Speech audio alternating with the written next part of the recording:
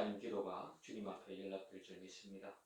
말씀 예전은 오늘 말씀은 신약성경 누가복음 18장 1절로 8절 말씀입니다. 신약성경 누가복음 18장 1절로 8절 말씀 우리 다 같이 한 목소리로 같이 천천히 읽겠습니다. 하나님 말씀 누가복음 18장 1절부터 같이 읽겠습니다. 다 같이. 예수께서 그들에게 항상 기도하고 낙심하지 말아야 할 것을 비유로 말씀하여 이르시되 어떤 도시에 하나님을 두려워하지 않고 사람을 무시하는 한 재판장이 있는데 그 도시에 한 과부가 있어 자주 그에게 가서 내 원수에 대한 나의 원한을 풀어주소서 하되 그가 얼마 동안 듣지 아니하다가 후에 속으로 생각하되 내가 하나님을 두려워하지 않고 사람을 무시하나 이 과부가 나를 번거롭게 하니 내가 그 원한을 풀어주리라. 그렇지 않으면 늘 와서 나를 괴롭게 하리라 하였느니라. 주께서 또 이르시되 불의한 재판장이 말한 것을 들으라. 하물며 하나님께서 그 밤낮 부르짖는 택하신 자들의 원한을 풀어주지 아니하시겠느냐. 그들에게 오래 참으시겠느냐. 내가 너희에게 이르노니 속히 그 원한을 풀어주시리라. 그러나 인자가 올 때 세상에서 믿음을 보겠느냐 하시더라. 아멘. 네, 저는 이 말씀으로 기도와 낙심 사이에서라는 제목으로 하나님 말씀을 증거합니다. 네, 반갑습니다. 창조절 7번째 주일입니다. 주일 예배로 나오신 여러분 모두에게 주님의 위로와 평화가 충만히 임하시기를 빕니다. 여러분 지난해 11월 대림절 예배를 기억하십니까? 대림절 예배를 드린 적이 엊그제 같은데 벌써 2022년 대림절이 다가오고 있습니다. 여러분 달력을 보시면 원래 대림절은 11월 마지막 주일입니다. 11월 27일입니다. 그리고 그 직전 주일이 교회력으로는 이제 한 교회력이 끝나는 주일이죠. 추수감사주일로도 우리는 교회는 보냅니다. 작년 2021년 대림절에서 원래 2022년 대림절 직전 기간 동안에 우리 교회가 정한 말씀이 있었습니다. 그 중에 하나가 누가복음의 24장 13절로 35절 말씀입니다. 여러분 아시는 것처럼 예수님의 두 제자가 엠마오로 가는 길에서 낯선 타자를 만남으로 이야기가 시작되는 그런 말씀입니다. 그 낯선 자와 대화하며 그리고 그 낯선 자를 자신들의 집에 환대하고 함께 저녁을 먹으면서 비로소 이 함께 식사를 하고 있는 이분이 이 낯선 자가 예수님임을 깨닫게 되죠. 그리고 예수님을 깨닫자마자 예수님은 보이지 않았다는 말씀으로 그 내용이 이어집니다. 누가복음 24장 32절에 보면 두 제자가 크게 낙심해서 엠마오로 가는 길에 이 낯선 자였던 예수님께서 성경 말씀을 풀이해 주실 때 뜨거운 감동을 받았다라고 기록하고 있습니다. 여러분 그리스도인으로서 우리가 새로 거듭난 존재로 살아갈 수 있는 힘이 어디에 있을까요? 그것은 바로 주님 말씀을 듣고 읽을 때 우리의 마음이 뜨거워지느냐 그 여부에 달려있다고 해도 과언이 아닙니다. 여러분 성경 읽기에 감동적 체험이란 것은 우리가 그리스도인으로서 이 각박하고 무정하고 공포스럽기까지 한 이 세상살이를 직시하면서도 과거와는 전혀 다른 새로운 관점으로 세상을 바라보며 살아가게 하는 힘이 되는 것입니다. 중요한 것은 우리에게 관건은 이러한 냉랭한 우리의 이 마음을 여하리 엠마오로 가는 두 제자가 경험한 이 감동의 체험을, 뜨거움의 체험을 통하여 보내신 자의 뜻을 이루는, 보냄받은 자의 삶을 사느냐 하는 것입니다. 이것은 우리가 이 땅에서 살아가는 동안에 지녀야 할 그리스도인의 자세와 관련된 매우 중요한 문제이기도 합니다. 그런데 어떻습니까? 우리 현실을 보게 되면 우리의 삶이 그렇게 뜨겁습니까? 우리가 살아가고 있는 오늘날의 모든 삶의 환경이 성경 말씀 앞에서 우리의 마음이 뜨거워지기가 결코 쉽지 않다는 점입니다. 이게 우리의 문제일 것입니다. 여러분, 저는 지금 어떤 맹목적 뜨거움을 말하는 것이 아닙니다. 바울이 에베소 교회 공동체를 위해 기도한 내용인 바 그리스도의 사랑의 넓이와 길이, 그 높이와 깊이가 가리키고 있는 그리스도 예수의 십자가 사랑이 우리에게 계시해주는 바로 그 뜨거운 감동인 겁니다. 이것이 있느냐 여부인 겁니다. 이것이 문제입니다. 우리의 마음이 예배 자리에서 그리고 일상의 삶에서 뜨거운 감동이 없다면 그것은 이러한 그리스도 예수의 십자가 사랑이 아직 그리고 여전히 우리 마음속에 온전히 새겨지지 않았기 때문일 것입니다. 여러분, 고백컨대 신앙생활의 관건은 바로 1차적으로는 주님 말씀 앞에서의 뜨거운 감동의 회복입니다. 사랑하는 교회 여러분, 이 뜨거운 감동을 회복해야 하는 실마리를 우리가 어디에서 찾을 수 있겠습니까? 어디에서부터 시작해야 되겠습니까? 저는 오늘 본문에서 그것을 발견하고 싶습니다, 여러분과. 이 간청하는 가부를 통해서 여러분, 우리는 우리 인간 실존의 갈급함, 영적인 목마름, 이것을 발견해야 합니다. 이러한 실존의 갈급함, 영적인 목마름이야말로 진정한 기도로 이끄는 것입니다.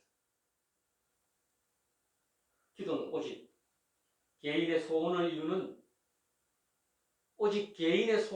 이루는 중요한 통로라는 기존의 생각을 오늘 이 시간 넘어서기를 원합니다.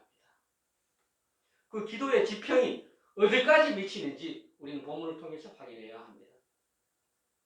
기도는 일상에서 세상적 논리에 빠져 낙심천만하며 회의적으로, 비관적으로, 그리고 자기중심적으로 살아가는 우리의 마음을 역전시키는 통로입니다. 기도는 무엇보다도 내 삶에서 경험하는 실존의 갈급함, 영적인 목마름이 계기가 되어야 합니다. 영적인 목마름, 갈급함. 일상에서 이것을 발견할 수 있어야 됩니다. 오늘 본문에서 그것을 발견하면 좋겠습니다. 오늘 본문은 억울한 가부와 불의한 재판관의 비유의 말씀입니다. 그런데 여러분 어떻습니까? 가부와 재판관의 대조가 매우 흥미롭지 않습니까? 가부라는 지위와 재판관이라는 지위는 한 사회 내에서 가장 취약한 자와 힘이 강한 자의 대조입니다. 그렇지 않습니까? 재판장은 한 사회에서 가장 높은 지위와 권위를 가진 사람인 반면에 가부가 상징하는 것은 가장 낮은 신분의 사람입니다. 당시에 여성은 가족의 남자와 연결된 지위였습니다. 아내는 남편을 의지하고 딸은 아버지를 의지하고 과부는 아들을 의지해야 살 수 있었습니다. 그런데 오늘 본문을 보면 과부가 직접 재판관을 찾아왔다라고 하는 의미는 이 집안에 남자가 없음을 암시하고 있습니다.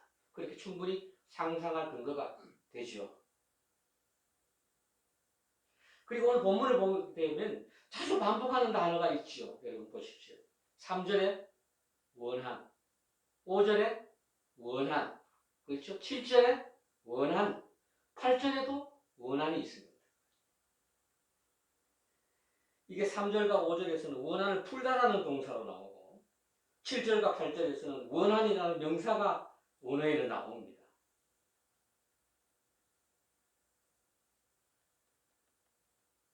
이 원한을 풀다라는 말은 원어를 놓고 보면 공의를 실현하다라는 의미입니다. 정의를 실현하다는 의미입니다. 그리고 원한이라는 명사는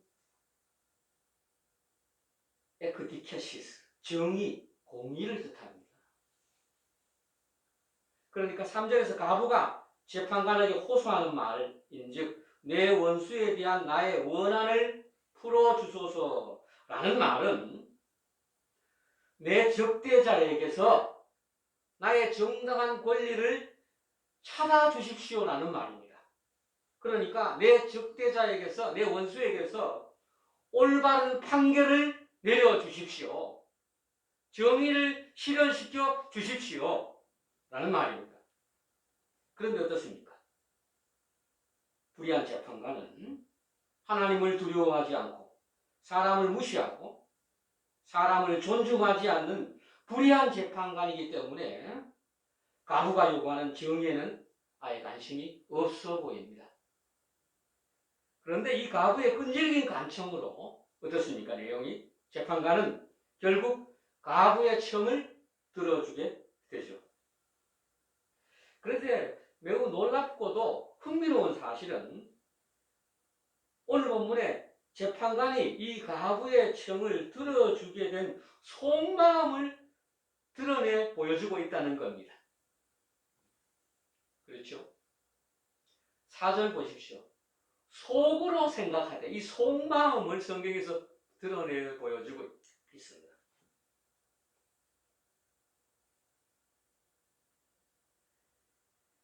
그 내용을 보니까 재판관이 가부의 청을 들어준 이유는 자신의 가부의 요구를 들어주지 만약에 않는다면 그녀가 끊임없이 자신을 찾아와서 못 살게 할 것이기 때문이죠.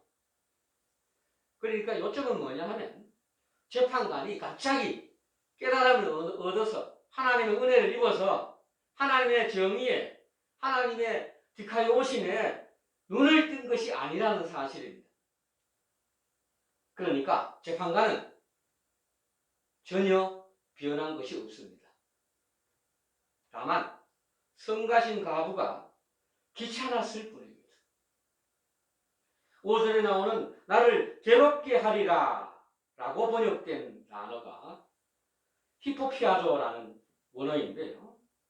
이 괴롭게 하리라는 이 단어는요, 원래 건투시합에 사용되는 용어였다고 합니다. 건투시합에서 눈을 때리다 혹은 눈밑을 때리다라는 의미를 가진 단어였습니다. 그런데 어떻습니까? 눈을 때린다는 것은 모욕하는 행위이고 눈을 얻어맞아 멍이 들면 남보기에 부끄럽죠. 그러니까 재판장은 가부의 끈질긴 이 타격에 지쳐버렸다라는 의미입니다. 그러니까 오늘 본문의 비유는 재판관의 속마음을 적나라하게 드러내주고 있지요. 여러분, 이 재판관은 여전히 불의합니다. 여러분, 이렇게 말하겠습니다. 불의한 세상입니다. 앞에서 말했죠. 불의한 청지기의 비유와 같은 맥락입니다. 불의한 세상입니다.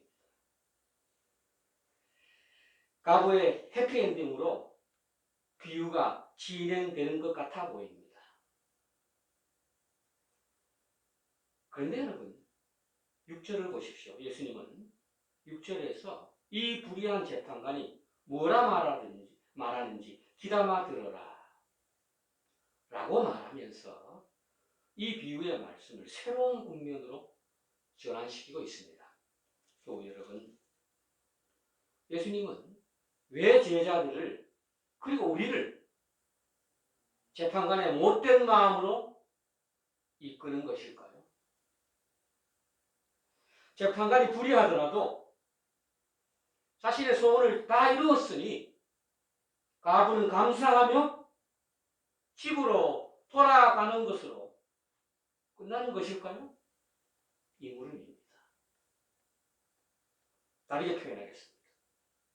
기도라는 것은 자신이 원하는 것을 얻는 것으로만 다 정의되는 것일까요? 여러분, 우리는 여기서 본문이 말하는 바 더 깊은 의미로 들어가야 합니다. 사랑하는 여러분, 십자가의 구원의 사랑은, 십자가에서 드러내주는 하나님의 사랑은 간단치가 사실 않습니다. 평생 깊이 있게 묵상하고 실험할 가치가 있는 말씀이며 계시 사건입니다. 그 일부를 오늘 본문에서 잠깐 발견할 수 있어야 돼요. 우리는 8절을 주목해야 합니다. 예수님 말씀. 불의한 재판관에게 낙심하지 않고 그렇게 지속적으로 매달려서 원하는 것을 얻었음에도 불구하고 예수님은 이 말씀을 마지막으로 하십니다. 그러나 인자가 올 때 세상에서 믿음을 보겠느냐? 여기 인자가 오실 때란 말은 파루시아, 예수님의 재림이죠. 이 말씀은 마지막 때에 세상에서 믿음을 찾아보기 매우 어려울 것이라는 것을 의미합니다. 이렇게 끈질기게 기도해서 자신의 요구를 관철한 가부의 비유를 들은 사람들에게 믿음을 볼 수 없을 것이라는 예수님의 염려는 과연 무엇을 의미하는 것일까요? 이 가부의 요구가 이루어졌다고 해도 여러분, 앞으로 이 비유 안에서 이 억울한 가부와 같은 사람이 계속해서 나오지 않을까요? 이것은 문제가 되지 않은 것일까요? 오늘 본문의 비유는 한 가부의 억울한 것이 간청을 통해서 이루어졌다는 것으로 끝나는 것일까요? 8절 마지막 예수님의 인자가 올 때 세상에서 믿음을 보겠느냐라는 물음은 거기에 도전하는 말로 해석해야 합니다. 사랑하는 교우 여러분, 오늘 비유의 말씀은 여전히 불의한 재판관이 하나님도 두려워하지 않고 사람도 존중하지 않는 세상에서 너는 무엇을 할 것인가를 묻고 있습니다. 오늘 본문은 기쁨으로 집에 돌아가는 가부 그 이상의 무엇을 우리에게 말씀하려고 합니다. 기도는 자신의 소원이 이루어질 때까지 지속해야 하는 것, 그 이상의 무엇이 있다는 겁니다. 기도는 이 상황에서 불의한 재판관이 사라지는 것을 이 사회에서 억울한 가부가 나오지 않기까지 강구하는 것이라는 겁니다. 기도의 차원, 그 기도의 넓이와 길이의 차원을 말하는 겁니다. 기도가 그래서 끝이 없는 겁니다. 내 하나 겨우 성찰하고 보는 것에서 출발해서 점점 더 기도의 지평은 넓어지는 것입니다. 나만 가지고 문제 삼다가 비로소 옆 사람이 보이는 게 기도입니다. 옆 사람의 아픔이 보이는 게 기도인 겁니다. 이것이 바로 하나님 나라가 지향하는 바일 것입니다. 여러분, 예수님은 이 비유를 통해서 불의한 재판관이 재판하는 그런 세상의 질서를 상상해 보십시오. 불의한 재판관이 재판하는 그런 불의한 세상과는 전혀 다른 하나님 나라의 비전을 말씀하고 있는 겁니다. 그렇게 보면 18장 8절에 인자가 올 때 세상에서 믿음을 보겠느냐라고 하는 이 도전적인 말씀, 이 말씀이 그리스도인에게, 우리 제자들에게는 도전하는 말씀으로 다가와야 합니다. 예수님이 여기서 말씀하시는 믿음이란 자신의 이익에만 골몰하여 그것으로만 만족하는 것이 아니라 하나님이 택하신 이들의 정의를 공유하는 것입니다. 그 정의를 연대하는 것입니다. 오늘 비유의 말씀은 모두가 자신의 소원에 만족할 때 그것이 바로 성숙한 믿음이 아니라고 가르치고 있는 거예요. 하나님의 의가 불가능해 보일지라도 가부의 이 외침이 마치 달걀로 바위치기처럼 보일지라도 낙심하지 말라는 겁니다. 희망을 나누어야 하는 것이다. 그것이 바로 믿음이라고 우리에게 가르치고 있는 것입니다. 사랑하는 여러분, 이 기도의 어떤 핵심 내용이 우리 다음 주에도 우리 바리새인과 세리에 관한 비유에서 또 다른 차원을 보게 될 것인데요. 이 맥락이 사실은 종말론적 맥락 안에서 지금 예수님께서 하신 말씀입니다. 예수님이 다시 오실 때까지 그 기간, 그래서 우리가 하나님 나라의 성원으로서 어떤 비전을 가지고 어떤 자세를 가지고 살아야 할 것이냐를 우리에게 가르치고 있습니다. 그런데 여러분, 누가복음 17장 20절 21절 다시 한번 보시기 바랍니다. 우리 찾으셔서 누가복음 17장 20절로 21절 말씀을 다시 한번 읽겠습니다. 다 같이 천천히 읽습니다. 바리새인들이 하나님 나라가 어느 때에 임하나이까 묻거늘 예수께서 대답하여 이르시되 하나님 나라는 볼 수 있게 임하는 것이 아니고 또 여기 있다 저기 있다고도 못하리니 하나님 나라는 너희 안에 있느니라. 하나님 나라는 너희 안에 있느니라. 엔토스 휘몬. 여러분, 예수님은 하나님 나라는 20절에 보니까 볼 수 있게 임하지 않는다 라고 말합니다. 그런데 여러분 기억하실 부분은 우리말로 볼 수 있게라고 번역된 이 말에 해당하는 헬라어 언어가 신약 성경에서 이 자리에서 딱 한 번 유일하게 사용되는 단어입니다. 이 단어가요. 파라테레시스라는 단어가 딱 한 번 여기서 사용됩니다. 볼 수 있다는 이 말은 막연히 보는 게 아닙니다.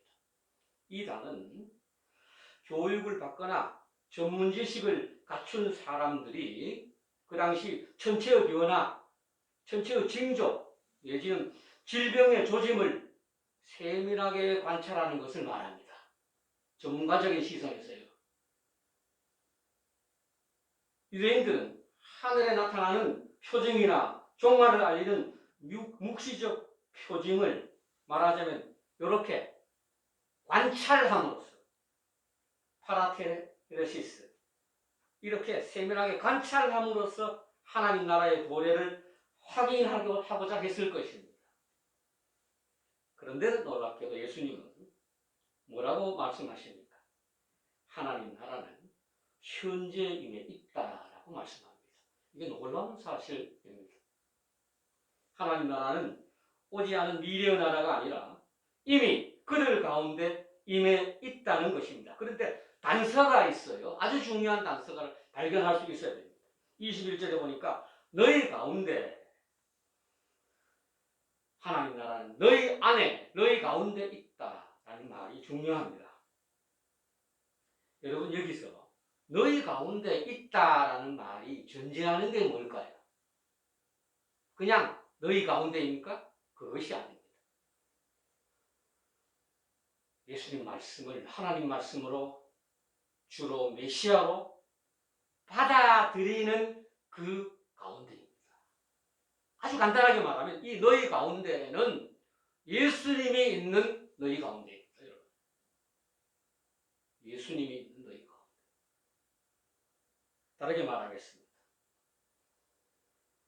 예수님을 부정하는 자들의 마음에는 결코 하나님 나라가 임할 수 없다는 말입니다. 다시 한번 강조합니다. 너희 가운데 있다라는 말은 그냥 맹목적으로 너희 가운데 있다는 말이 아니고 예수님 말씀을 듣는 너희 가운데입니다. 그러면 간단히 말하면 예수님이 바로 너희 가운데 있어야 합니다. 예수님을 받아들이는 자들의 마음에는 이미 하나님 나라가 임했다는 것입니다. 사랑하는 교회 여러분, 다시 한번 오늘 본문에서 여러분 오늘 본문에 돌아와서 오늘 본문에서 그리스도 예수의 십자가를 찾아낼 수 있겠습니까? 그리스도 예수의 수직축과 수평축을 발견할 수 있겠습니까? 그 깊이와 높이, 길이와 넓이가 어떻게 위협받고 그러한 십자가가 무너지고 있는 모습 볼 수 있겠습니까? 십자가 사랑을 완성하는 수평축은 이웃을 향한 사랑의 그 무한한 넓이가 어디까지 미치고 있는지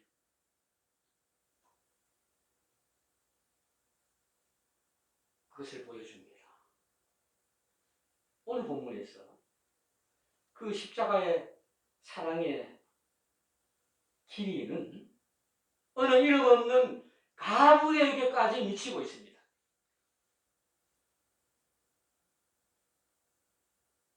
성경에는 하나님 사랑의 무한한 지평인 십자가의 수평축이 고아와 가부와 이방인에게까지 차별 없이 미치고 있음을 증거하고 있는 겁니다.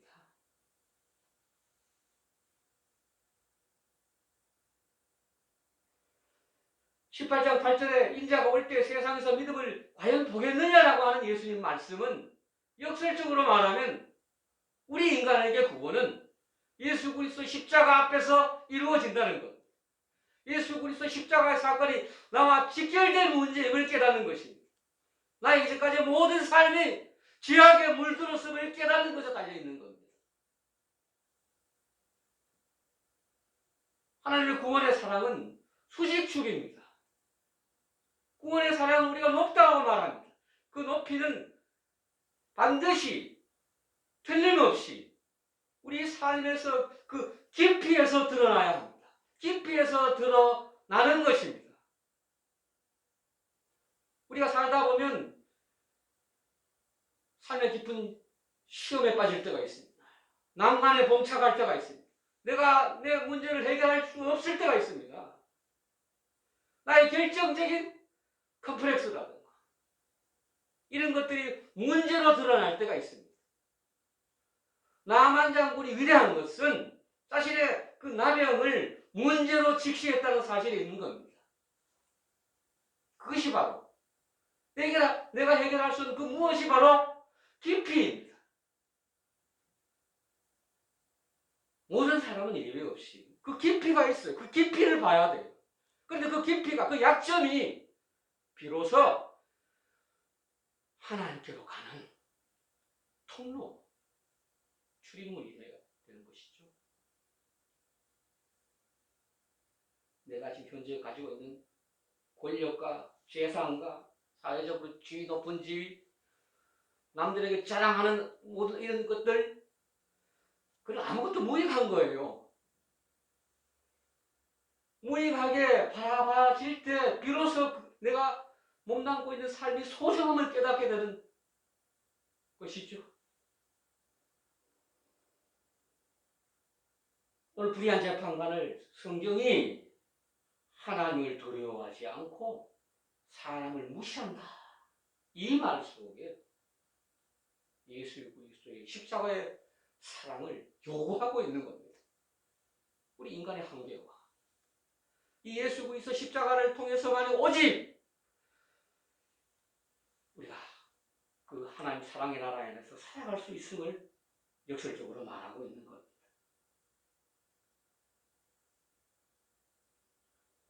사랑하는 여러분, 낙심이 일상화되는 그런 세상입니다. 이 아이, 주님 말씀 앞에서 뜨거움을 회복할 수 있겠습니까? 거듭 말씀드리지만 성경에서 말하는 뜨거운 감동의 회복은 맹목적 감동의 회복이 결코 아니었습니다. 낙심이 우리를 압도하는 세상에서 여러분, 기도로 먼저 우리 자신과 이 교회 공동체가 하나님이 주시는 뜨거운 감동을 회복하면 좋겠습니다. 그렇게 되길 바랍니다. 그리고 더 나아가 우리의 기도가 모여 이 지구촌 곳곳에 다시금 그리스도의 평화, 팍스 크리스티, 그리스도의 평화를 회복하게 되기를 시간 주님의 이름으로